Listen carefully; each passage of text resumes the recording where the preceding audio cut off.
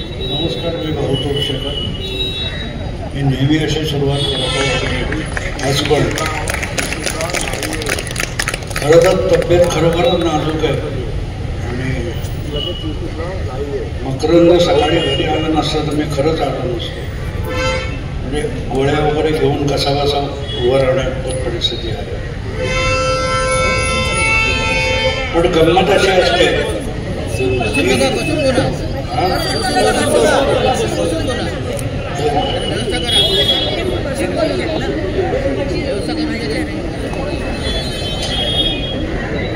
अनेक जण बाबा बोवा समजायला लागतात. लोक इतके पाया पडतात की माझी बायको चिडून म्हणते तू आता मठ काढ आणि दर्शनाचा दिवस ठरव.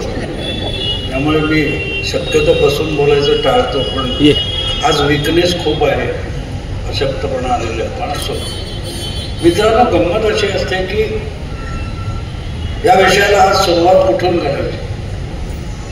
मला वाटतं लोकसभेची निवडणूक संपली, निकाल लागले आणि लोकसभेच्या निवडणुकीपूर्वी मी 14 आणि 19 या 2 निवडणुकांप्रमाणेच 2024च्या निवडणुकीसाठी सुद्धा माझा अंदाज व्यक्त करणारं पुस्तक लिहिलेलं होतं आणि माझा अंदाज साफ चुकला. 14ला बरोबर आला, 19ला बरोबर आला आणि 24ला चुकला. मी त्याचाही व्हिडिओ केला. माझा अंदाज साफ चुकला. पण मी सत्यापासून पळ काढत नाही. पण जर आपला अभ्यास होता, मी काय सायकॉलॉजिस्ट नाही, मी कुठे सर्वे घेत नाही, ओपिनियन पोल, एक्झिट पोल करत नाही. मी माझ्या घरात बसलेला असतो, जे काही समोर दिसतं कानावर येतं आणि माझा जवळजवळ 50 वर्षापेक्षा अधिक पत्रकारितेचा जो अनुभव आहे त्या आधारावर मी माझं विश्लेषण करत असतो, माझे अंदाज व्यक्त करत असतो. त्यामुळे अंदाज बरोबर आला हा सुद्धा योगायोग असतो असं मी प्रामाणिकपणे मानतो. कारण एक भाग असतो, मला नाही अनेक जण विचारतात. म्हणजे 2019च्या वेळेला मला आठवतं की माझा अंदाज बरोबर आल्यानंतर मुंबईतल्या एका मोठ्या इंग्रजी दैनिकाच्या संपादिकेने मला बोलवलं होतं की आमच्या संपादक मंडळाला तुम्ही हे कसं करताय सांगा, समजाव. तर मी गेलो त्यांच्याकडे आणि ज्यावेळेला त्यांनी सुरुवात केली तेव्हा मी त्यांना पहिलं स्पष्ट केलं की मी तुम्हाला समजवण्याचा प्रयत्न करीन, पण तुम्हाला काहीही समजणार नाही हे स्टॅम्प पेपरवर लिहून द्या. तेव्हा त्या संपादिकेने मला विचारलं की ते समजणार नाही असं का म्हणतात. म्हटलं ह्या प्रक्रियेचे 2 भाग असतात. एक मी समजवणं आणि दुसरा भाग तुम्ही समजून घेणं. त्यामुळे मी समजावीन, पण तुमची समजून घेण्याची तयारी नसेल तर मी समजावून काही उपयोग नाही. ज्याला म्हटलं मराठीमध्ये पालथ्या घड्यावर पाणी म्हणतात. आणि मग ज्यावेळेला जवळजवळ 1.5 तास, पावणे 2 तास इंटरॅक्शन झाली तेव्हा त्यांना त्या संपादिकेने एक गोष्ट मान्य केली की तुम्ही जसा विचार करता तसा आम्ही करू शकत नाही. तर त्याचं कारण काय. तर त्यांना मी माझ्या आयुष्यातलंच उदाहरण दिलं. म्हटलं मी 1999 साली पहिल्यांदा अमेरिकेला गेलो. माझी पत्नी म्हटलं तिथे सॉफ्टवेअरमध्ये काम करत होती आणि तेव्हा तो तोशिबाचा पहिला लॅपटॉप घेऊन आला.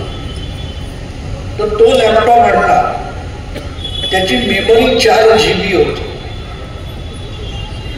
4 GB होती. म्हटलं आज त्याला 20 वर्ष होऊन गेली. आता तो मोबाईल काय तो म्हणतात स्मार्टफोन, त्याची मेमरी 160 GB, 250 GB काय असते.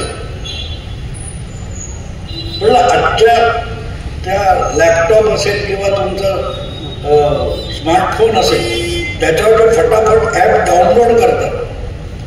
तो एखादा ॲप आहे तो तेव्हाचा जो लॅपटॉप आहे 4 GB त्याच्यावर डाउनलोड करायला गेलं होणार नाही.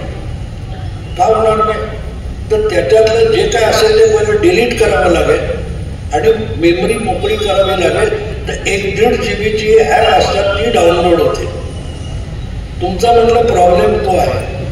तुम्ही राजकारणाचे अभ्यासक, संपादक, विश्लेषक, पत्रकार, अॅनालिस्ट जे कोणी आहात ते तुम्ही त्या तोशिबाच्या लॅपटॉप सारखे 99 मध्ये अडकले आणि जग आले 2019 मध्ये. तर फरक तिथे पडतो की समजवणं सोपं आहे, पण समोर समजून येणारं नसेल तर काय करायचं. आणि माझीच गंमत बघा, म्हटलं मी पॉलिटिकल सायन्सचा विद्यार्थीच नाही, मी आर्किटेक्चरचा स्टुडंट आहे आणि माझे अंदाज बरोबर येतात आणि तुमचे चुकतात, पण तुम्ही सगळे उल्हास बापट. पण पुस्तकात काय सांगितलं याच्यावर इतकी गाढ श्रद्धा आहे की समोर काय दिसतंय ते बघायला माणूस तयार नसतो, बघायला तयार नसतो. ही सायकॉलॉजी असते.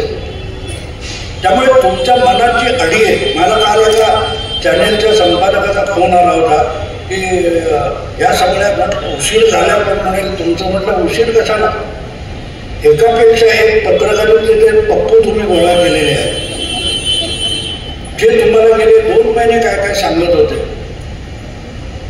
ते तुम्ही खुलवून सांगत होता, पण समोर आहे हे समजून घेण्याचा पण प्रयत्न केला.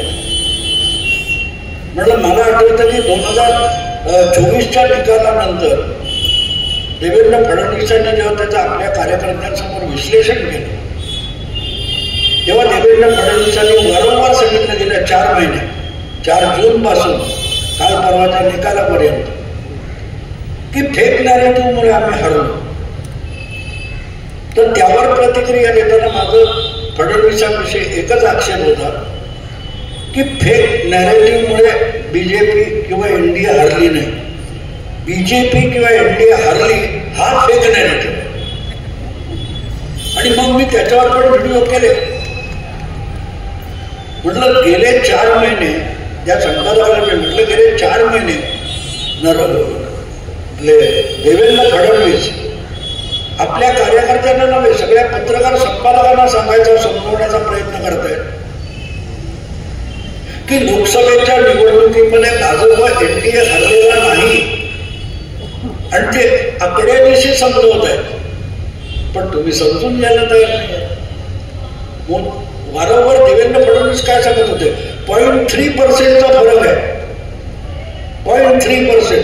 फक्त 2 लाख मतं हे महाविकास आघाडीला जास्त आहे किंवा 2 लाख मतं महायुतीला कमी आहे. फरक किती? एवढ्या 4-5-6 कोटीच्या मतदानामध्ये 2 लाखा नगण्य फरक असतो. त्यामुळे 1-1.5% मतदान वाढलं असतं तर उलटे निकाल लागले असते. हे फडणवीस सांगतायत 4 महिने. ते फक्त कार्यकर्त्यांना नाही ना सगळ्यांना सांगत होते. तुम्ही ते समजून घेतलं असतं तर आज जो चमत्कार असं जे बोललं जात आहे ना हा चमत्कार नाहीये, बिलकुल चमत्कार नाही. आता काल त्या संपादकाचा मागे लागला होता त्याला तर समजवलं मला. मला एक सांग की लोकसभेत आणि भाजपच्या मतदानामध्ये नेमका टक्केवारी किती आहे? तुम्हाला हा ती तर गंमत आहे. निवडणुकीला टक्केवारी जवळजवळ सारखी आहे 26 आणि 27% मध्ये आहे. मग म्हटलं 9 लोकसभेच्या जागा आणि 132 विधानसभेच्या जागा असं घडलं काय? गंमत कशी असते ना मित्रांनो की जॉमेट्रीवर चर्चा ठेवायची आणि बीजगणितावर बोलायचं, अल्जेब्रावर बोलायचं. मग काय होणार सांगा.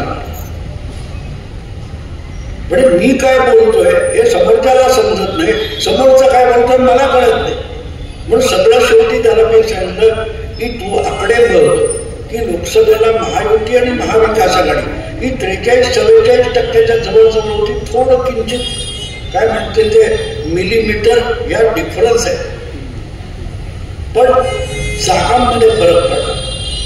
पण त्या धुळ्यामध्ये 6 विधानसभांपैकी 5 विधानसभा जर महायुती आघाडीवर आहे आणि एका मालेगाव मध्य या मतदारसंघामध्ये 198चा मुस्लिम पट्ट्यातला लीड तो 5 विधानसभा होऊन गेला.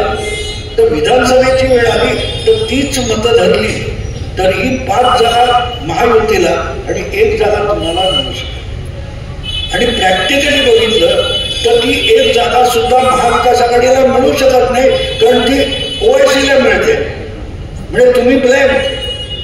तेव्हा ही वस्तुस्थिती समजून घ्यावी लागते, पण समजायची गरज नाही. एकापेक्षा एक राहुल गांधी तयार झालेले होते, आभाळातूनच पडले, आईच्या पोटातून आलेले, आणि तिथे सगळा प्रॉब्लेम सुरू होतो.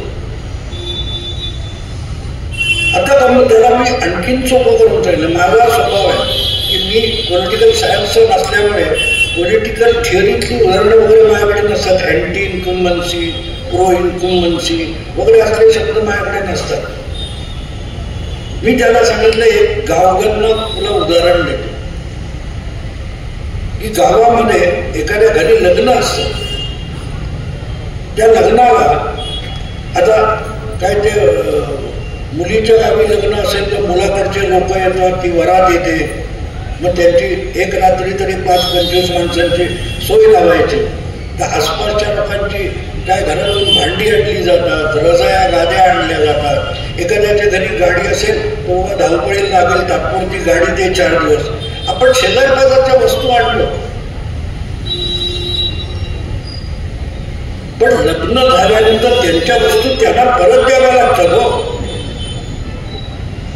त्याऐवजी तुम्ही सांगले ना आता हे आमचंच आहे असं म्हणून चालत नाही, असं म्हणून चालत नाही.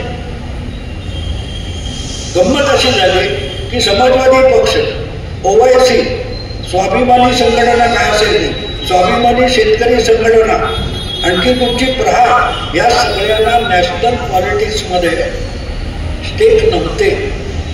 त्यामुळे त्यांची जी अँटी बीजेपी मतं होती ती सगळीच्या सगळी महाविकास आघाडीकडे गेले. लग्नापुरतं गाद्या दिल्या, बरोबर आहे. आणि लग्न संपल्यावर, लोकसभा संपल्यावर ते पक्ष आपल्या आपल्या मतदारसंघात स्थानिक पातळीवरच्या निवडणुकीत ऍक्टिव्ह झाले. तेव्हा अबू आझमीला मिळालेली मतं लोकसभेच्या वेळेला कोणाकडे होती? महाविकास आघाडी. हा जो फरक असतो, हा जर मी हिशोबातच घेणार नसू तर मग कळत होतंय. आणि म्हणून ती 43% मतं होती, ती 33%, 10% मतांची घट झाली. आणि आपण बघतो तुमच्या भाजी बाजारात गेलो इकडे तिकडे की तो शेवटचा बटाटा टाकलेला असतो, तो उचलतो परत ठेवतो, उचलतो परत ठेवतो. तो शेवटचा बटाटा पडला की पारडं खाली जातो आणि उचलला की पारडं वर येतं. म्हटलं तो शेवटचा बटाटा उचलला, तो अबू आझमीने उचलला, तो ओवैसीने उचलला, तो बच्चू कडूने उचलला, महाविकास आघाडीचं पारडं घातलं आणि तिथे मोठा फरक. आता हे देवेंद्र फडणवीस तुम्हाला 6 महिने 4 महिने समजवतोय, पण तो ऐकून कोण घेणार? ऐकून कोण घेणार? माझ्या डोक्यात आहे ते मी बघतो. आणि त्यामुळे समोर घडतंय ते बघायचीच तयारी नसेल तर तुम्हाला सगळं दिसलं तरी तुम्ही बघत नसता. कारण मी नेहमी एक उदाहरण देतो की बघतो मेंदू, दिसतं डोळ्याला. डोळ्याला दिसलेलं सगळं मेंदूकडे सिग्नल पाठवले जातात, पण मेंदू सिलेक्टिव्हली बघतो. सिलेक्टिव्हली. आता कालपासून तुम्ही चर्चा बघताय, तो अमित शहा बरोबर कोण आपले देवेंद्र फडणवीस, एकनाथ शिंदे, अजितदादा पवार, प्रफुल्ल पटेल असा फोटो दाखवतात, सगळ्या चॅनेलवर दाखवतात. एकनाथ शिंदेचा चेहरा बघा कसा पडलेला आहे. हे बाकीचे हसतात, एकनाथ शिंदे हसत नाही. अरे आज 50 फोटो मी तुमच्या समोर ठेवतो, एकनाथ शिंदे खळाळून हसतानाचा फोटो दाखवा. तो माणूस एकनाथ शिंदे, काळजी घेऊन मुख्यमंत्री आजचे, हे अत्यंत निरभर चेहऱ्याने उभे असतात. राजकारणातला अत्यंत मुरब्बी माणूस आहे. 19 जून 2022 षण्मुखानंद हॉलमध्ये एकनाथ शिंदे मंचावर बसलेले होते. उद्धव ठाकरे काय म्हणाले? आईचं दूध विकणारा शिवसैनिक चालणार नाही असं माझ्या वडिलांनी मला सांगितलं. 24 तासाच्या आत एकनाथ शिंदे सुरतेला गेले होते. तेव्हा ते हसत होते, निरभ्र चेहऱ्याने बसले. मुरब्बी राजकारणी हा दिसतो, तो तुम्हाला चेहऱ्यावर दिसून येणार नाही माझ्या डोक्यात काय चाललंय. पण हे असलं जे काय करतात आणि म्हणून मग बघता बघता मला विषय कसे सुचतात ते अनेकांना पडलेला प्रश्न आहे आणि त्या प्रश्नाचं उत्तर मी तुम्हाला सांगतो. आता मी दुपारी माझ्या बायकोशी बोलत होतो. आमच्या घरात पण राजकारणच बोललं जातं. एक बडे देवेंद्र फडणवीस 5 वर्षे ह्या माणसाची टिंगल झाली, मी पुन्हा येईन. 5 वर्ष गेली आणि शरद पवार म्हणाले होते पुन्हा येईन हा चेष्टेचा विषय झाला. 5 वर्षाचे कष्ट घेतले माणसाने, पण असल्या सगळ्यांना चेष्टेचा विषय बनवून टाकला. धीर असावा लागतो, संयम असावा लागतो. आत्ताच्या आत्ता मुख्यमंत्रीपद 2.5 वर्षांचा पक्ष गेला, चिन्ह गेलं, सगळंच गेलं. आणि हे आम्ही बोलत होतो. म्हटलं मला देवेंद्र फडणवीस असो, एकनाथ शिंदे असो, याच्याकडे भविष्यात यांच्यामध्ये मला भविष्यातले नरेंद्र मोदी दिसतात, अमित शहा दिसतात. हे लंबी रेस के घोडे. आपल्या बाजूला वय आहे, अजून 20, 25, 15 वर्ष आपण राजकारण करू शकतो. तर आत्ता सगळं आत्ताच पाहिजे म्हणून धावत सुटायचं नाही. हे कळणारी माणसं आहेत. आणि असं बोलत असताना माझ्या म्हटलं बघ, मी बायकोला म्हटलं बघ, तर मोदीला म्हटलं 12-15 वर्ष सगळे छळत होते, सगळे टपले छळण्याला, असं माझ्या तोंडातून वाक्य गेलं. आणि मला एकदम बालपणीची ती कविता आठवली, चिमणीला मग पोपट बोले वगैरे, सगळे टपले छळण्याला, चिमणीला मग पोपट बोले, कागद तुझे डोळे ओले. आणि मी पटकन, माझा जरा स्वभाव अतरंगी आहे, त्यामुळे तिला म्हणाला अरे खरंच नाही स्वाती, आता म्हणता येईल सुप्रिया ताईला मग देवेंद्र बोले, कागद तुझे डोळे ओले. आणि एक विषय तयार झाला मित्र. ताईला मग देवा बोले, कागद तुझे डोळे ओले, काय सांगू बाबा तुला, अजितने माझा घरटा नेला. विषय असे तयार होते. आता ह्यात मी काय म्हणतोय तुम्हाला नुसत्या 4 शब्दात कळत, पण हे समजून घेण्यासाठी मुळात काय घडतंय हे डोळसपणे बघावं लागतं. या सुप्रियाताई म्हणाल्या त्यांना अकेला देवेंद्र क्या करेगा. पण अकेला देवेंद्र म्हणजे काय हे कधी समजून घेण्याचा तरी प्रयत्न केला जातो. अमेरिकेचा 7वा अध्यक्ष होता अँड्र्यू जॅक्सन. त्याचं एक फार सुंदर वचन आहे, one man with courage makes a majority. आकड्यांनी मेजॉरिटी होत नाही. एक माणूस जर हिंमत असेल तर तो मेजॉरिटी असतो, तो मेजॉरिटी बनवतो. हे करून दाखव. घाबरून बसला नाही घरात ना. ठीक आहे, की विचार करा मित्रांनो, 5 वर्षापूर्वीची परिस्थिती काय होती. मी आज बोलतोय 29 नोव्हेंबर आहे, आणखी 2 दिवसांनी 1 डिसेंबर असणार. 1 डिसेंबर 19 रोजी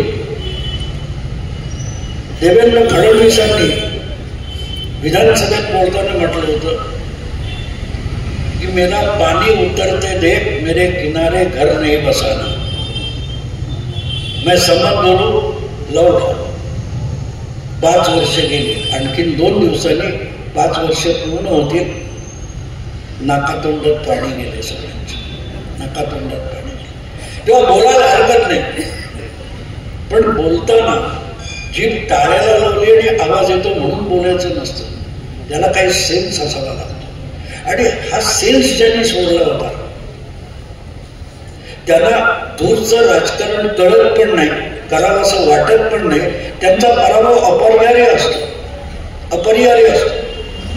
मला नेहमी साधी उदाहरणं सुचतात. मध्ये एक 4-5 महिन्यापूर्वीची गोष्ट आहे. मला एक त्या युट्यूबवर एक सुंदर क्लिप बघायला मिळाली. गावस्कर कोणाला तरी जाहीर कार्यक्रम होता बहुतेक, वसीम अक्रम असा बसलाय सोफावर आणि गावस्कर बोलतोय. त्याने फार सुंदर आठवण सांगितली. श्रीकांत, कृष्णमाचार्य श्रीकांत हा नवा बॅट्समन असताना ओपनिंगला तो आणि गावस्कर. तो म्हणाला पहिल्या 2 ओव्हर्स कृष्णमाचार्य शेखरने जो कोण समोरचा बॉलर होता त्याला आडवा उभा सोडून काढला. पण तो बॉलर फार मोठा बॉलर, गावस्कर म्हणाला मी त्याचं नाव नाही सांगणार, पण तो म्हणे इतक्या वेगात धावत येत होता की अगदी बॅट्समनच्या फॉलो थ्रू पर्यंत येऊन पोहोचायचा. तर दुसऱ्या ओव्हरनंतर म्हणे आम्ही दोघे श्रीकांत आणि मी जवळ येऊन आम्ही ते हे करत होतो.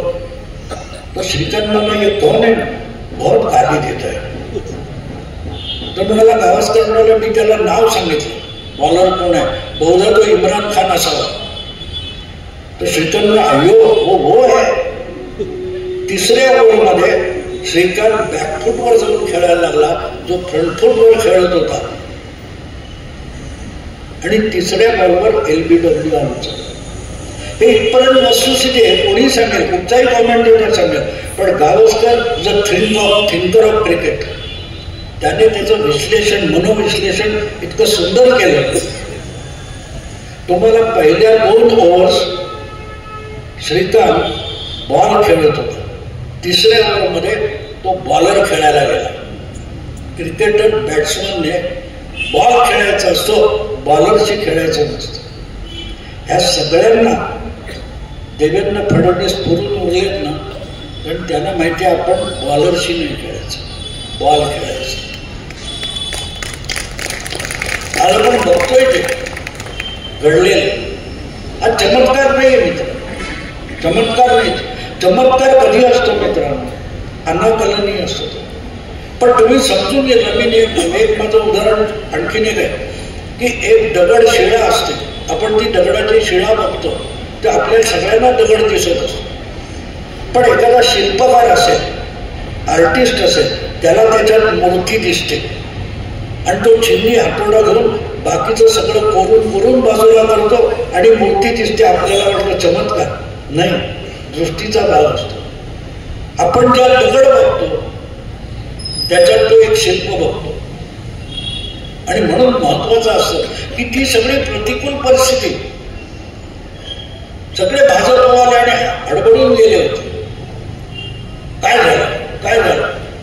आणि मला आठवतं मी हिंदी युट्यूबर्स आमचे आहेत ते मला नेहमी बोलवतात. मी जातो जयपूर डायलॉगचे, ओंकार चौधरी आहे किंवा तो अभिषेक तिवारी आहे, ते बोलवतात आणि तेवढे क्या हो गए. म्हणलं कुछ नहीं हुआ, हमारे लोग उदासीन बैठ गए, होगा. अगर हमने काम नहीं किया तो गलती हमारी है, हमको कोई किसी ने हराया नहीं. आणि त्यांना पटत नव्हतं. आत्ता 1 महिना झाला, आज 29 तारीख आहे. मी गेल्या 29 तारीखला 28 ऑक्टोबरला जयपूरहून दिल्लीला आलो. 25, 26, 27 आमचं जयपूर समिट होतं. तिथे जो भेटायचा तो विचारचा महाराष्ट्र में क्या हुआ, थंबिंग मिळली होती. त्यांना गंमत होत, त्यांना खरं वाटत नव्हतं. एवढंच काय, त्याच्या आधी जयपूर समिटच्या आधी हरियाणा झाला, तेव्हाही या लोकांचे फोन यायचे. मी त्यांना म्हटलं देखो हरियाणा में चमत्कार होता. त्यांना पटत नव्हतं, कारण ते नॉर्थ इंडियातले होते. त्यांना म्हटलं फरक बघा की मोदींची मेजॉरिटी गेली, त्यानंतर हसीना माझे जन. पहिल्यांदा बांगलादेशमध्ये हजारो लाखो हिंदू रस्त्यावर उतरले. त्याची प्रतिक्रिया पश्चिम बंगालमध्ये सिलिगुडीला उमटली आणि त्यानंतर हिमाचल प्रदेशमध्ये त्या शिमलाच्या मशिदीमधलं जे प्रकरण झालं, तोडायला हजारो लोक उतरले. हा हिंदू पछतावा आहे, हिंदू पछतावा आहे. म्हटलं आखिर मोदी कौन है? मोदी हमारा बेटा है, हम हिंदू है. मोदी नहीं हारा, हारे तो हम है क्योंकि हमने गलती की है. ठीक आहे, मोदींचं पटत नसेल, तुम्हाला थोडं इकडे तिकडे वाटत असेल, पण ज्या प्रकारे मतदानामध्ये हिंदूंनी उदासीनता दाखवली त्यामुळे 303 म्हणून 240 झालं. पण आपण एवढी शिक्षा देणं योग्य आहे का? हा जो पछतावा सुरू झाला, म्हटलं त्याची जबरदस्त रिॲक्शन आहे ना, ती हरियाणात आली. त्यांना तेव्हा पटत नव्हतं. म्हटलं जे करणार ते हिंदू करणार. तो बोले आप मोदी को बेटा बोलतो. म्हटलं बिलकुल बेटा आहे. म्हटलं घरात एखादं खोडकर पोर असतं ते फारच मस्त वाटतं, 2 धपाटे आईबाप देतात, पण चुकून वर्मी जर फटका बसला तर पोराला डॉक्टरकडे हॉस्पिटलमध्ये न्यावं लागतं आणि त्या हॉस्पिटलमध्ये ट्रीटमेंट चालू असताना पोर रडत नाही, एवढे आईबाप रडतात. आपण मोदीचे आईबाप. हा पछतावा यानंतरच्या प्रत्येक निवडणुकीत तुम्हाला मोठे धमाके करताना दिसेल. हा विजय भाजपचा नाही हो, हा विजय हिंदूंचा विजय. हा विजय हिंदूंचा आहे. कारण लोकसभेमध्ये सगळे अॅनालिस्ट कौतुक सांगत होते की मुस्लिम कन्सोलिडेशन, दलित कन्सोलिडेशन. म्हटलं हिंदू झोपलेला सिंह असतो, त्याला झोपू द्यायचा, लाथ नाही मारायची. तो एकदा उठला की मग तुमचा अवघड होतं आणि ते होणार. आणि ते झालं तेव्हा मग जयपूर समिटमध्ये माझं खूप कौतुक चाललं होतं. जो तो मला भेटायचा, कारण मी पहिल्यापासून सांगत होतो हरियाणात येऊन, आणि तिथे मी सगळ्यांना सांगत होतो असं असं होणार, आणि ते झालं. याचं कारण मित्रांनो असं असतं की हा विजय हिंदूंचा काय की हिंदू, मी सांगतो, हिंदू सायकॉलॉजी जी आहे, आपली मानसिकता आहे. आपण कुणावर हल्ला करत नाही. हिंदू धर्माचा प्रचार प्रसार करायला कोणी गेलं, काय गेलं, हे इतिहासात पुराणात देखील तुम्हाला सापडणार. कारण सेक्युलरिझम नावाचं जे काही थोतांड आहे ते म्हणजेच हिंदू आहे. हिंदू असणं म्हणजे सेक्युलरिझम असतं. दिल्लीच्या जामा मशिदीचा इमाम बुखारी याची मुलाखत माझ्याकडे, त्याच्यात तो स्पष्टपणे सांगतो की हा देश कुठच्या पक्ष आणि कुठच्या नेत्याच्या मेहरबानीने सेक्युलर नाहीये. या देशात बहुसंख्य हिंदू आहेत म्हणून हा देश सेक्युलर आहे. आणि म्हणून हा देश सेक्युलर ठेवायचा असेल तर हा बहुसंख्य हिंदूंचा राहिला पाहिजे. ज्या क्षणी तुम्ही त्यातला हिंदू टक्का घटवला त्या क्षणी सेक्युलरिझम आपोआप संपतो. तो अफगाणिस्तानात संपला, तो इराणमध्ये संपला, तो इजिप्तमध्ये संपला, आज इराकमध्ये दिसतो. आणि हे लवकर लोकांना कळतं. मी बघितलेलं आहे. मी आता 10 तारीखपासून 15 तारीखपर्यंत पश्चिम महाराष्ट्रात फिरत होतो. या सगळ्यांना ते दिसलं नाही पश्चिम महाराष्ट्रात एवढं कसं झालं, कारण यांना माहितीच नव्हतं काय चाललंय, माहितीच नव्हतं काय चाललंय. मी जतला एका याच्या गावठी हॉटेलमध्ये, सांगलीच्या जत तालुक्यामध्ये, आम्ही हायवे लगत एका याच्यात चहा प्यायला थांबलो होतो. आणि पलीकडचे ते असे गावठी टेबलवर 3-4 लोक बसले होते आणि बघून मला कळत होते हे भजनी बुवा किंवा कीर्तनकार वगैरे तत्सम लोक आहेत. आणि ते बोलत होते, ते मी ऐकलं. मी त्यांना जाऊन बसलो त्यांच्या बाजूला. मी त्यांच्याशी गप्पा सुरू केल्या. मी पत्रकार वगैरे काही सांगितलं नाही. म्हणून तुम्ही आत्ता जे बोलत होता तुम्ही तर बुवा वगैरे हो म्हणून आम्ही गावोगावी प्रचार करत फिरतोय कीर्तनातून आणि प्रवचनातून. म्हणजे कसला प्रचार करतो नाही, आम्ही लोकांना जाऊन सांगतो हे जे काही चाललंय हे बघा, समजून घ्या. पुढच्या वर्षीची वारी होणार की नाही हे आत्ताच्या मतदानातून ठरणार आहे. पुढचा चातुर्मास करायचा की नाही हे आपल्या मतदानातून ठरवा. कारण महाविकास आघाडी सरकार आलं तर काय भरोसा, नोमानीचं ऐकतील, चातुर्मासावर बंदी येईल, वारीवर बंदी येईल. याचा प्रभाव किती असतो हे एसी केबिन मधून सांगता येत नाही. बुद्धीचा कितीही कुबेर असला तरी नाही समजत. याचं कारण कीर्तनकार म्हणजे काय समजलं पाहिजे. मोदी येतात, अमित शहा येतात, योगी आले, एक काय अर्धा पाऊण तास बोलले गेले, जमवलेली गर्दी पांगली. पण कीर्तनकार प्रवचनकार ज्या ज्या गावात जातो आणि रात्री कीर्तन चालतं तो 4-4, 5-5 तास अभंग श्लोक घेऊन त्याच्यावर जे निरूपण करतो, आजच्या परिस्थितीची याची सांगड घालतो, तेव्हा तो त्या लोकांवर गारुड करतो. तो 4-4 तासाचं इंटरॅक्शन होतं आणि त्याचा प्रभाव जितका जनमानसावर पडतो तितका जाहीर सभेचा पडत नाही. आणि तिथे चमत्कार घडणारे माझ्या लक्षात आलं होतं. मी पुण्याला आल्यानंतर संघाच्या काही लोकांशी कॉन्टॅक्ट केलं, माझे सोर्सेस वापरले आणि माहिती घेतली. मित्रांनो, 4 महिन्यापूर्वी पंढरपूरमध्ये कीर्तनकारांचं एक फार मोठं संमेलन घेण्यात आलं होतं आणि त्यांना अजेंडा देण्यात आला होता. पण हा पत्रकारांना, पत्रकारितेला, चॅनेलवाल्यांना कसा कळेल? कारण संघाचे लोक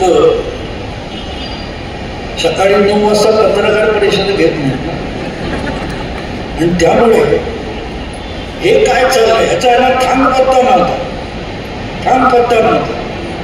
आणि मग त्याचा परिणाम होतो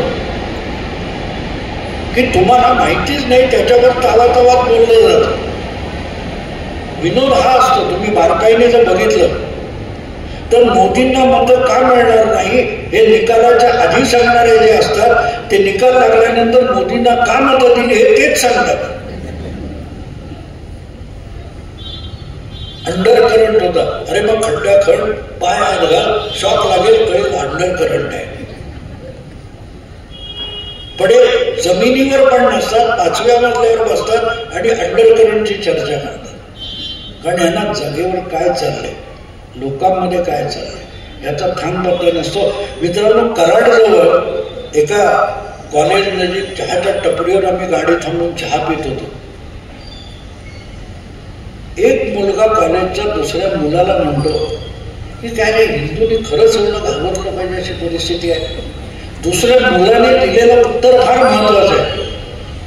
तो दुसरा मुलगा पहिल्या मुलाला सांगतो, अरे यार, ती जर्मनीची मर्केलबाई पण तुझ्यासारखंच बोलत होती 10 वर्षापूर्वी, आज काय झालं बघ जर्मनीमध्ये. त्या कराडच्या कॉलेजमधल्या मुलांना जगात काय चाललंय त्याचा पत्ता नाही, पण आमच्या संपादकांना नाही. काय बांगलादेशमध्ये चाललंय, काय जर्मनी, फ्रान्स, ब्रिटनमध्ये चाललंय याचा थांब पत्ता नाही. आणि हे बुद्धिजीवी आणि होतं. तुम्हाला एकदा कळलं की आपण सर्वज्ञानी आहोत की मग शिकायची गरज होत नाही. तुमचा राहुल गांधी होऊन जातो.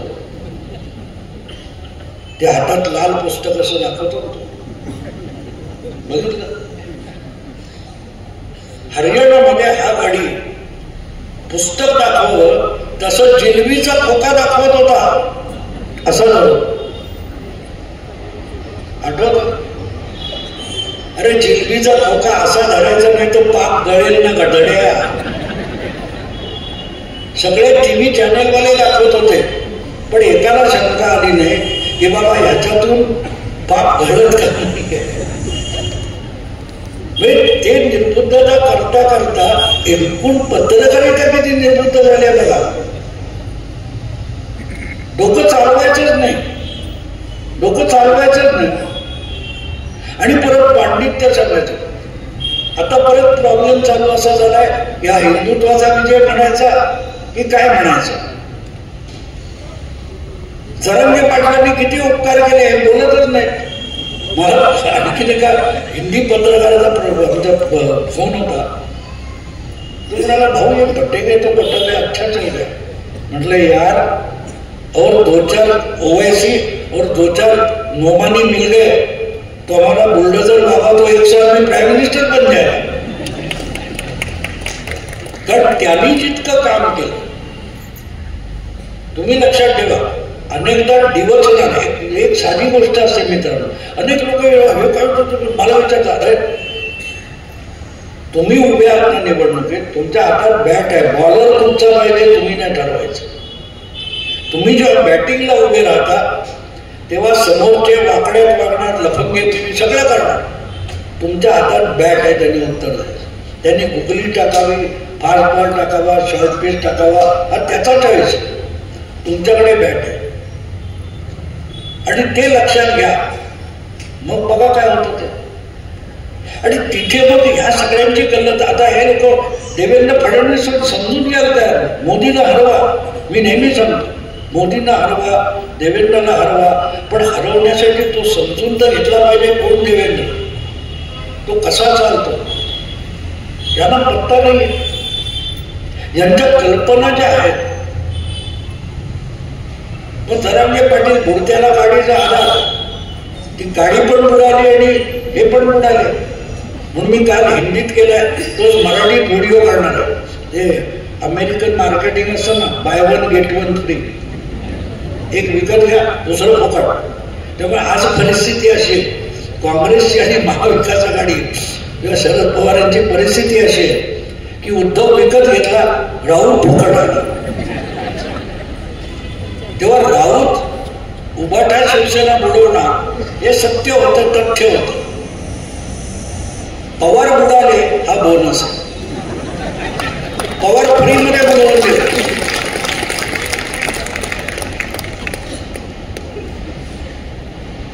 अरे विचार करा तुम्ही. मला म्हणजे एवढी मोठमोठे स्वतःला काय म्हणतात, चाणक्य वगैरे म्हणतात, पण ते काय असते, एक नशा असते, एक झिंग असते की आपण लोकसभा जिंकली. मी तेव्हा पण व्हिडिओ केला की हा डकवर्थ लुईस आहे. डकवर्थ लुईस म्हणजे काय की पहिले 50 ओव्हर खेळतात आणि नंतर पाऊस पडल्यामुळे 2-3दा मॅच रद्द झाली की उरलाय किती वेळ त्यानुसार इतक्या ओव्हर, आता इतक्या ओव्हरमध्ये इतके रन्स करा. याचा अर्थ दुसरी टीम कितीही चांगली खेळली तरी त्यांच्या 15-20 ओव्हर पहिल्या गेल्या त्या जुन्या रेटने त्यांनी केलेलं कॅल्क्युलेशन असतं. त्यामुळे प्रॅक्टिकली डकवर्थ लुईस हा अन्याय असतो. पण खेळ चालू राहिला पाहिजे, नियम म्हणून ते स्वीकारायचे असते. आणि इथे या लोकांनी गल्लत केली की तो विजय हा आमचा अंतिम विजय. आणि आता अरे एक गोष्ट लक्षात घ्या, लोकसभा आणि विधानसभेत फरक काय पडला. आता मला मकरंद गाडीतून येताना विचारत होता, ओपिनियन पोल चुकीचे असतात का. मी नाही म्हणत, एक्झिट पोल चुकीचे नसतात, पण ते कुठचे कशाला लागतील याच्या मर्यादा असतात. ओपिनियन पोल किंवा एक्झिट पोल हे आधी झालेल्या निवडणुकीच्या आकड्याच्या आधारावर केलेले असतात. हे इतकी मतं मिळाली, मग याच्यात इतकी घटतात काय, इतकी वाढतात काय, यानुसार ठरवतात. पण ते गणित हे आधीच्या इलेक्शनला लागून मर्यादित असतं. लोकसभेला 61% मतदान झालेलं होतं आणि 61% मतदान झाल्यानंतर जी काही टक्केवारी होती त्यामधला एक मोठा फरक लक्षात घ्यायला लागतो की महाविकास आघाडीच्या सगळ्यांनी सगळा जीव ओतून काम केलं होतं आणि they were at there highest. उलट बाजूला भाजप किंवा महायुतीने तेवढी मेहनत नाही केली, देखावा उभा केला होता, मेहनत केलेली नव्हती. आणि त्यामुळे भाजपची किंवा महायुतीची जेवढी क्षमता होती त्या क्षमतेनुसार मतदान झालं नव्हतं. त्यामुळे BJP was at there lowest. 3-4-5% मतदान वाढलं, हेच देवेंद्र फडणवीस सांगत होते ना. 3% मतदान वाढवा, सगळे आकडे उलटे होतील. 5% मतदान झालं, वाढलं, सगळा उलटफेर, सगळा उलटफेर. तो निवडणुका समजून घेणं आवश्यक असतं. मित्रांनो, समुद्र असतो ना, सुनामी आली, वादळ आलं, आपण सगळं बोलतो.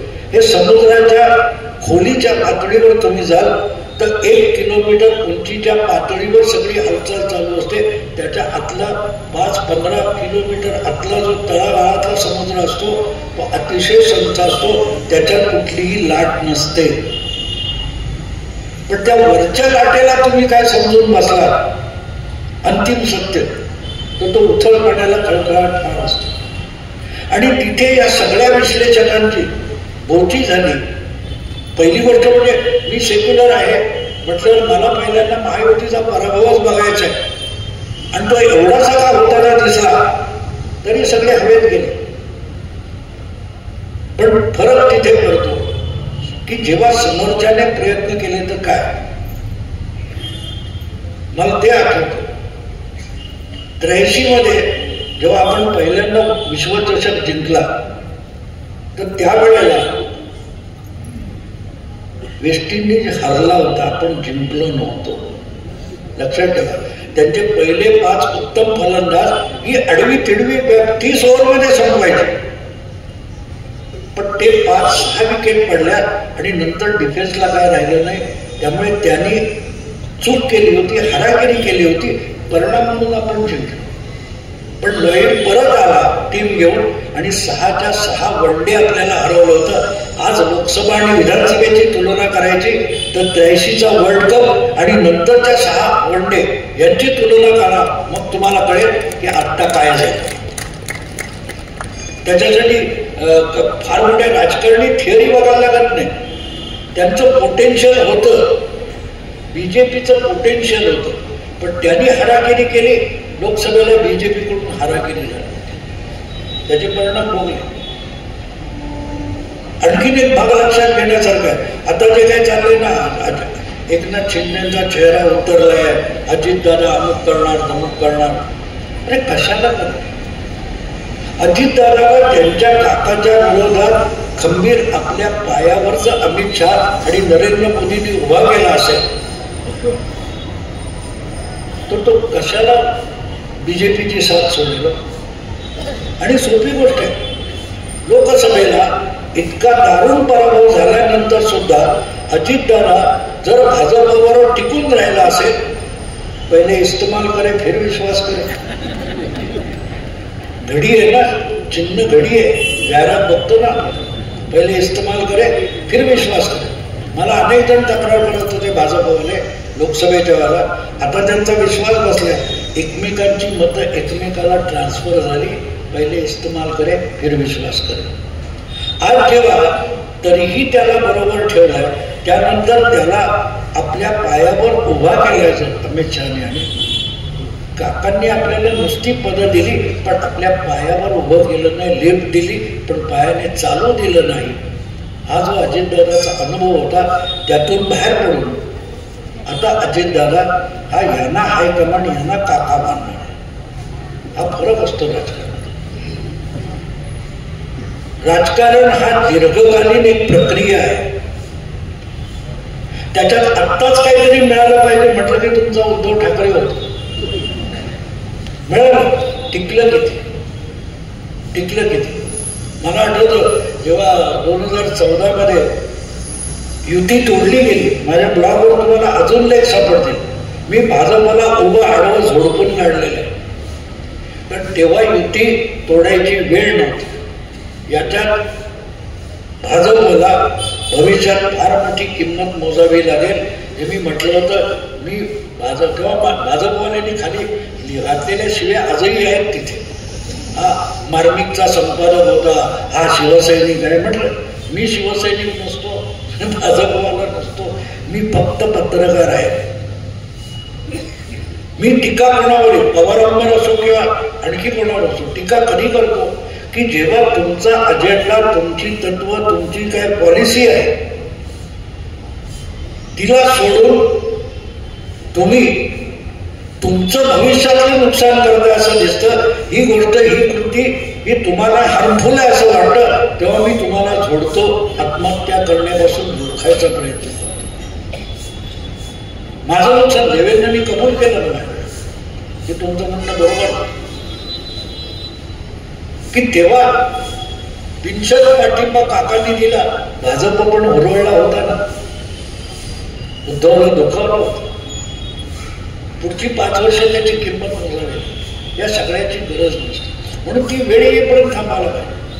पण ठीक आहे, ढोबरा फुटल्यानंतर जर भाजपवाले शहाणे झाले असतील तर ते म्हणतात ना, सुबह का बोला शाम को लौट आहे, तसं असतं.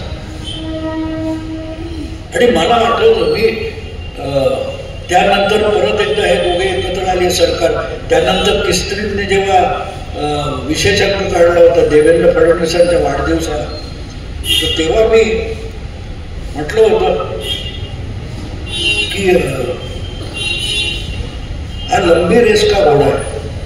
देवेंद्र फडणवीस हा लंबी रेस का घोडा आहे. आणि आणखीन एक मी वक्तव्य केलं होतं की आपल्याकडे म्हण आहे, वासरात लंगडी वे शहाणे. पण 2014 पासून 2019 पर्यंत महाराष्ट्रातलं राजकारण बघितलं तर देवेंद्र हेच वासू होतं, बाकी सगळ्या काही होत्या. आणि म्हणून मी त्या किस्ट्रीमच्या त्या अंकाच्या प्रकाशनाच्या वेळेला एक वक्तव्य केलं होतं. झालं उलट झालं, लंगड्या गायीत वासरू शाळा निघाला आणि आणि आज ते शब्द खरे झाले की सगळ्यांना लंगड्या गाई करून टाकले आणि वासरू आपल्या जागी. फरक तो असतो मित्रांनो, घाई करून चालत नाही. तुमच्याकडे जबरदस्त संयम राहील, जबरदस्त. 303 पासून 240 पर्यंत नरेंद्र मोदी आले, मग माणूस खचला नाही. मला अनेक जण म्हणाले पत्रकार की आता मोदींना लगाम लागलेलं आहे, आता एवढं करणं बिलकुल नाही, तुम्ही चुकीच्या समजत आहात. One man with a courage makes a majority. म्हणजे तुम्ही जर भ्रमात राहिला की आता मोदी काय करणार, तो तितकाच बुलडोज करत जाणार. नाही, नितीश नायडू म्हटलं त्यांनी पाडावंच, जरूर पाडावं.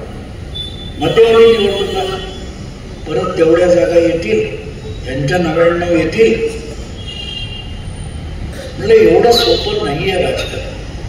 आणि हिम्मत आहे मर्दा तो मदद आहे खुदा म्हणतात. ह्या माणसाकडे फार मोठी हिंमत आहे आणि त्यामुळे त्यांनी पठडीत आपल्याला घाल त्या प्रतिकूल परिस्थितीतून देवेंद्रनी अख्खं महाराष्ट्राचं राजकारण फिरवलंय. फक्त आता भाजपचा मुख्यमंत्री येतो म्हणून खुश होऊ नका. भाजप हा विषय दुय्यम असतो मित्र. महाराष्ट्राच्या राजकारणातल्या 2 प्रवृत्ती खच्ची झाल्या. एक उद्धव प्रवृत्ती आणि दुसरी शरद पवार प्रवृत्ती. विचका करून ठेवणे.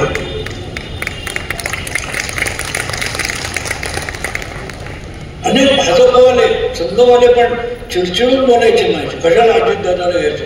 आता कळलं अजितदादाला काय घ्यायचं, सुपडा साफ होऊन गेला. सुपडा साफ होऊन गेला. आणि हे महत्व एवढ्यासाठी असतं मित्रांनो, या गोष्टी, या गोष्टीला एवढ्यासाठी महत्व असतं. 20 वर्ष मागे जा, 20 वर्ष गुजरातमध्ये राजकारणाचा संपूर्ण चुथडा झालेला.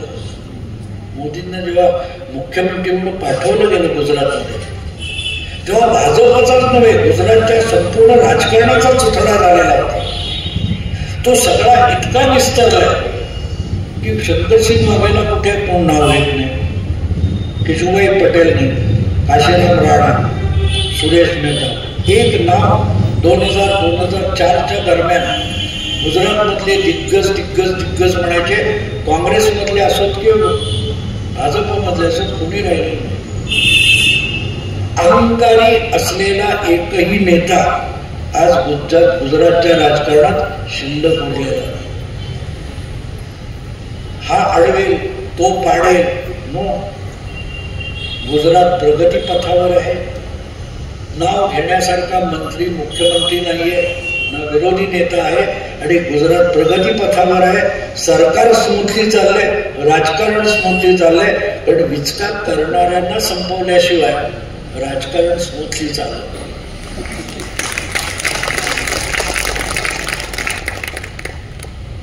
सत्ता सुद्धा, मी फार अगदी शाळकरी वयामध्ये त्या काळात डॉक्टर राम मनोहर लोहिया यांची एक मुलाखत वाचली होती. मी होतो शाळकरी वयात. त्यावेळेला समाजवादी पक्ष जोरात होता आणि त्या पत्रकाराने डॉक्टर राम मनोहर लोहिया जे समाजवादी नेते आणि विचारवंत होते, त्यांना प्रश्न विचारला होता की तुमच्या पक्षाचं बहुमत आलं तर तुम्ही पंतप्रधान व्हाल का? ते म्हणाले नाही, मी पक्ष सोडून देईन. तुम्हाला का? त्यामुळे माझा पिंड विरोधी पक्षाचा आहे. तेव्हा माझ्या पक्षाचं सरकार आलं, त्याला ठोकून काढणारा कोणतरी विरोधी पक्ष पाहिजे ना. मी विरोधी पक्षात जाईल, म्हणजे माझा पक्ष सोडून नवा पक्ष काढीन किंवा विरोधी पक्षात बसेल. तो म्हणाला का? मग तुम्हाला पंतप्रधान म्हणून कोण चांगलं? तो म्हणाला नेहरू चांगला पंतप्रधान आहे. अरे म्हणून तुम्ही तर रोज टीका करता. हो, गाडीवान बैलाला चालून मारतो ना. म्हणाला मी गाडीवान आहे, तो बैल आहे. गाडी ओढणारा आणि गाडीवान यातला हा फरक आहे. राजकारणातलं अराजक नालायक गाडीवानामुळे. किती सुंदर कल्पना. आणि आज राजकारणाचा चुथडा आपण बघतो, त्याचं कारण मित्रांनो होते आपल्या देशामध्ये आज विरोधी पक्षच नाहीये. ते काय पोरकटपणा करते चढवून द्या, त्यांना वाटतं ओरडाओरडा केला म्हणजे विरोधी पक्ष झाला. एक काळ असा होता की लोकसभा विधानसभा मोजकी मंडळी अशा, तर कालपासून तुम्ही गेले 4-5 दिवस ऐकत असाल राक्षसी बहुमत, राक्षसी बहुमत, 230 काय काय बोलतायत. अरे यांचा जन्म होण्याच्या आधी पण महाराष्ट्र होता, विधानसभा होती, हे पण या शेंबड्या पत्रकारांना माहिती नाही. 52 वर्षापूर्वी 1972 मध्ये बांगलादेशच्या युद्धानंतर जी विधानसभा निवडणूक झाली, त्या निवडणुकीमध्ये एका काँग्रेस पक्षाला महाराष्ट्राच्या विधानसभेत 222 आमदार मिळालेले होते. ते राक्षसी नव्हते, ते राक्षसी नव्हते का? आणि इतकं दूर कशाला था? 2015 मध्ये दिल्ली विधानसभेत 70 पैकी 67 जागा एकट्या केजरीवालला मिळाल्या. ते राक्षसी बहुमत नव्हतं. किती मोटिवेटेड बातम्या तुमच्याकडे येतात बघा. आता तुम्हाला महाराष्ट्रातले 288 मध्ये 234 मध्ये राक्षसी वाटतं, मग केजरीवाल राक्षसी आहे ते का म्हणाल? कारण तुम्ही अजेंडा दाखवताय, तुम्ही अजेंडा सांगता. पण जे कोणी मुठभर होते, रामभाऊ म्हाळगी होते, आमच्या मुंबईचे हसू अडवाणी होते, 2-3 जनसंघाचे, 2-4 समाजवादी जनसंघाचे, 10-12 शेका पक्षाचे, पण इतके कृष्णराव धोळू होते कल्याणचे. इतकी दांडगी माणसं होती की हे 25-30 विरोधी आमदार हे 222 आमदारांच्या काँग्रेस सरकारला धारेवर धरत होते. सोपं नव्हतं मित्र, कारण ते विरोधक होते, ते गाडीवान होते. आज गंमत आहे की चालवायला बसलेलाही बैल आहे आणि गाडी ओढणारही बैल आहे. प्रत्येकाला बैल व्हायचं, गाडी बनवायला पण तयार नाही. मला हा विषय पण निघाला असा की एक चॅनलचा अँकर मला म्हणत होता तुम्ही पाहिजे उघड मुलाखतीसाठी. म्हटलं काय तुम्हाला यातलं काय कळत नाही, तुम्ही कशाला चर्चा करता? तेव्हा मग हा विषय निघाला. पण हे विरोधी पक्षाने विरोधी मानसिकता असलेला कोण नाही. म्हटलं 4 वर्षापूर्वी कधीतरी राज ठाकरे बोलला होता मला विरोधक म्हणून एवढा, मला ते आवडलं होतं. कारण तुम्ही सत्तेवर नजर ठेवलीत की बेरजेचं गणित सुरू होतं, सत्तेचं वाटप सुरू होतं, पण ती सत्ता चाकोरीत ठेवणं हे काम कोणी करायचं. आणि कुठलंही काम छोटं नसतं मित्रांनो. मला आठवतं की ते काय म्हणतात, अपोलो पहिलं उतरलं, अपोलो 11 चंद्रावर, तेव्हा त्या नासामधल्या एका लिप्टनची मुलाखत टाइम मॅगझिन मध्ये मी वाचली होती. तर ते मला एक लिप्टनची मुलाखत का, तर त्या माणसाने जवळजवळ 12 वर्ष लिप्टन होता, त्याने सुट्टी घेतली नव्हती. आणि त्याला विचारलं की तू 12 वर्ष सुट्टी का घेतली? तुम्हाला नाही, मग आमचं मिशन लेट झालं असतं. तो तर इंटरव्ह्यू घेणारा म्हणाला तू तर लिप्टन आहेस, तू काय शास्त्रज्ञ नाही आहेस? तो म्हणाला नाही, म्हणा मी शास्त्रज्ञ नाही आहे. पण इथे जेवढे शास्त्रज्ञ काम करतात ना, त्यांना कुठच्या मजल्यावरून कुठल्या मजल्यावर जायचं, कुठल्या वेळेला त्याला कुठल्या मजल्यावर जायचं हे मला माहिती आहे. त्याला मला सांगावं लागत नाही. आणि ते सांगताना त्याच्या विचाराची शृंखला तुटते आणि त्याला ती पहिल्यापासून सुरुवात करायला जो वेळ लागतो तो मी वाचवतो. टाळ्या वाजवल्यात मित्रांनो. आपल्याकडे संघाचा स्वयंसेवक काय वेगळं काम करतो का? तो 9 वाजता पत्रकार परिषद घेत नाही. मी 3 नोव्हेंबरला व्हिडिओ टाकलाय. 23 तारीखला हे सगळे म्हणतील संगम शरणम गच्छामि. 20 दिवस आधी, कारण संघवाले कसं काम करतात ते मी बघितले. ते बोलणार नाहीत, सांगणार नाहीत, ते काम करतात. आणि तिथे या सगळ्यांची गल्लत होते की यांना पत्रकार परिषदेतून ओरडून सांगावं लागतं की आम्ही हे करतोय, नाही तर यांना बघायला वेळ नाही. आणि त्यामुळे जो काय घडला तो चमत्कार आहे असं मी बिलकुल मानत नाही. हे होणारच होत. कारण मला दिसत होतं, जाणवत होतं, मी ज्यांना भेटत होतो त्या प्रत्येकाच्या डोक्यात हे होतं. म्हणजे मोदीनं जेवढा 240 आकडा दुखला नाही तितका तो हिंदूंना दुखलेला आहे. आणि मी मध्ये उदाहरण दिलं तुम्हाला की पोर ट्रीटमेंट करताना रडत नाही, एवढे आईबाप रडतात. हिंदू सामाजिक मानसिकता जी आहे ती तशी आहे आणि म्हणून त्याचे परिणाम होणारे मला माहिती होते. पण मुद्दा असा आहे की हे थांबणार नाही. मला आठवतं 2024चा जो माझा अंदाज चुकला तो आकड्यांचा अंदाज चुकला, पण माझी कल्पना चुकली नाही. माझ्या पुस्तकाचं 2024 साठी ज्या कल्पनेवर आधारित मी पुस्तक लिहिलं त्यात मी म्हटले, त्या पुस्तकाचं नाव अश्वमेध 2024. आणि त्याच्यात मी स्पष्टपणे लिहिलंय की ही निवडणूक मोदी लढत नाहीयेत. याला अश्वमेध मी एवढ्यासाठी म्हणतो की जो अश्वमेध करणारा चक्रवर्ती असतो तो दुसऱ्यांचं राज्य बळकावत नाही, तो स्वतःला केंद्र शासन म्हणून घोषित करतो आणि ज्याचा ऑब्जेक्शन असेल त्यांनी घोडा अडवावा, मग लढाई होईल. हरियाणात घोडा अडवला गेला, महाराष्ट्रात घोडा अडवला गेला, लढाई झाली. जिथे जिथे घोडा अडवला गेलाय तिथे तिथे आता लढाई होईल. आणि जेव्हा लढाई होते तेव्हा चक्रवर्तीचं वर्चस्व मान्य केलं तर तुमचं राज्य तुमचं राहू शकतं, फक्त त्याला चक्रवर्ती माना. नाही मानला तर तुमचं राज्य खालसा केलं जातं. तेच महाराष्ट्रात झालं. यापेक्षा अधिक सांगण्याची आवश्यकता आहे असं मला वाटत नाही. मित्रांनो, मी दमलेलो आहे, मी आता इथे थांबतो. फार ऊर्जा नाहीये तर तुम्ही इतका अगत्याने आलं, मला यावं लागलं.